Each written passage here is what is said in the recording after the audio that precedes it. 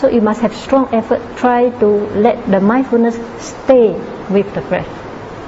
Once it goes away, you have the effort to pull the mind back to the breath again. It goes away, then the effort to pull the mind back gently, not rashly. Pull the mind back to the breath again. So if you can keep on putting this effort to pull the mind back on the breath, then the sati, the mindfulness, will stay with the breath. When the mindfulness or sati stay with the breath, then you develop another quality, that is concentration. So first, effort to be mindful continuously.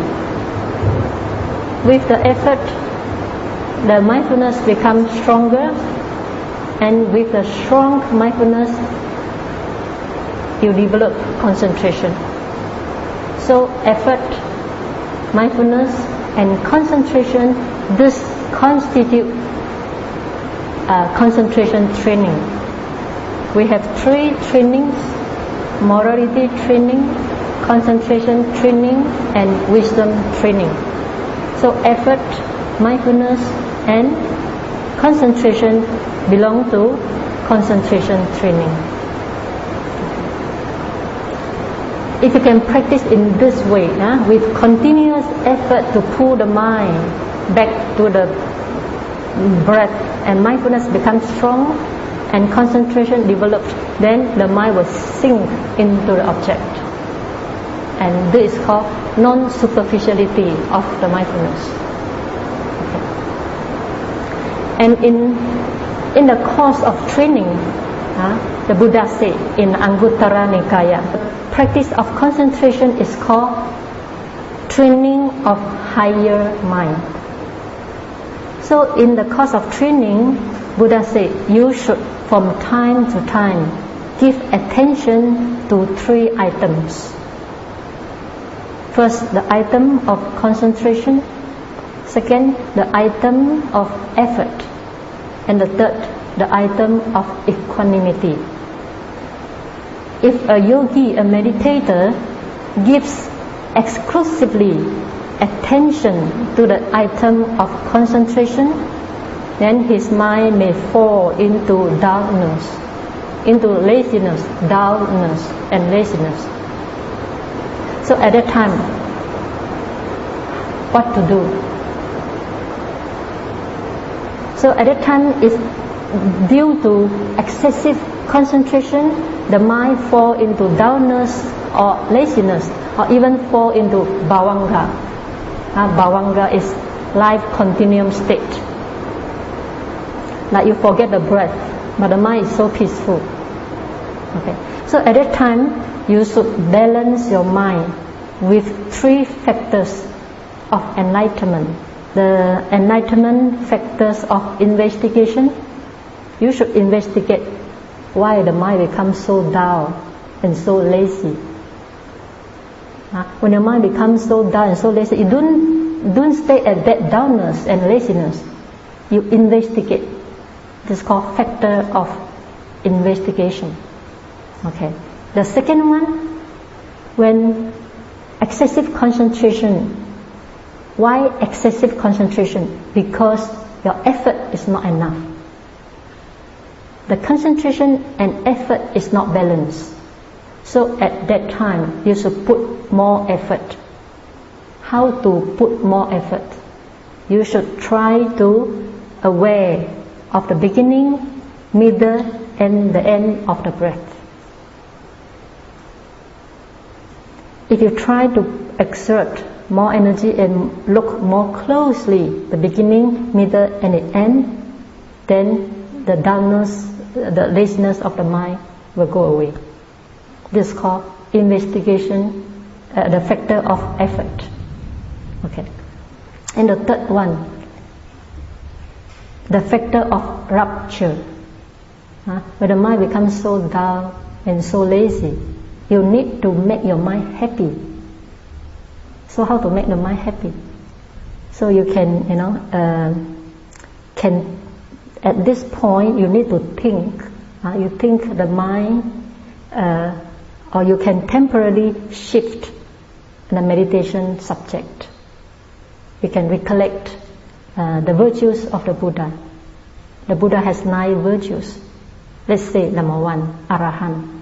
Arahant. What's the meaning of Arahant? Arahant means he uproot all the defilements.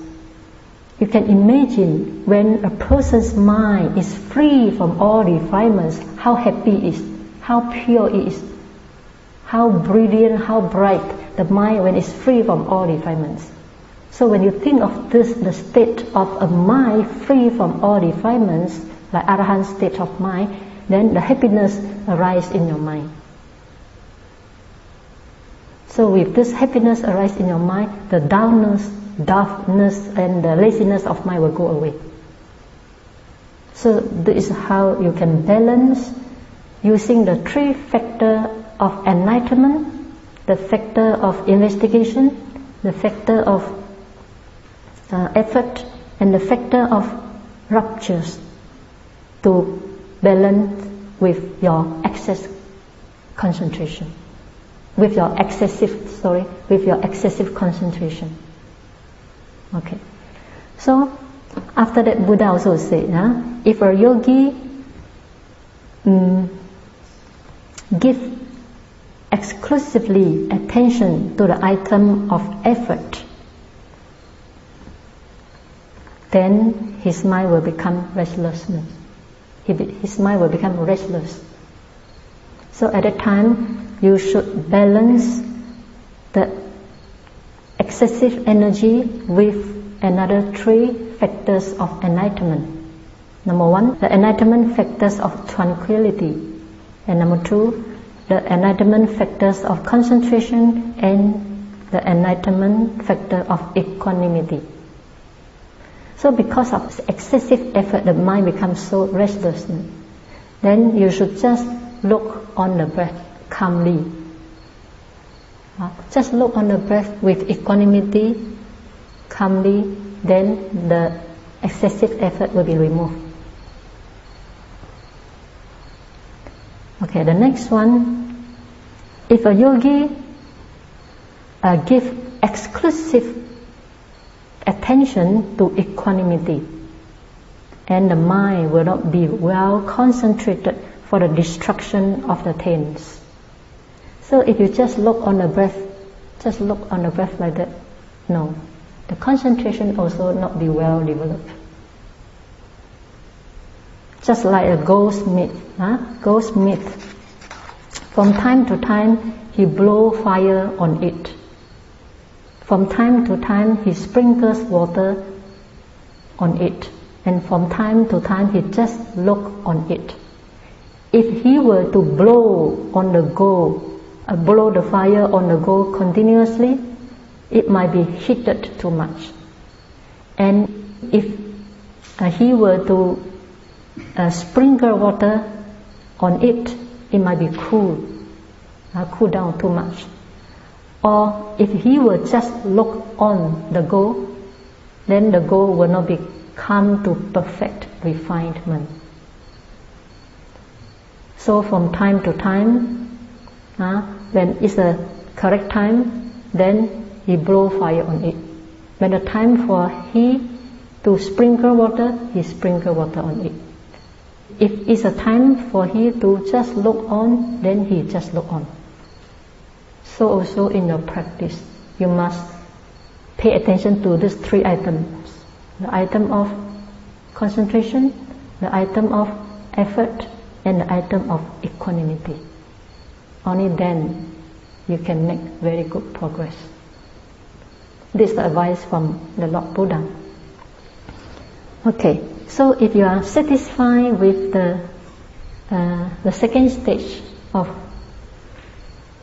knowing the long and short of the breath, then you can proceed to the 3rd stage.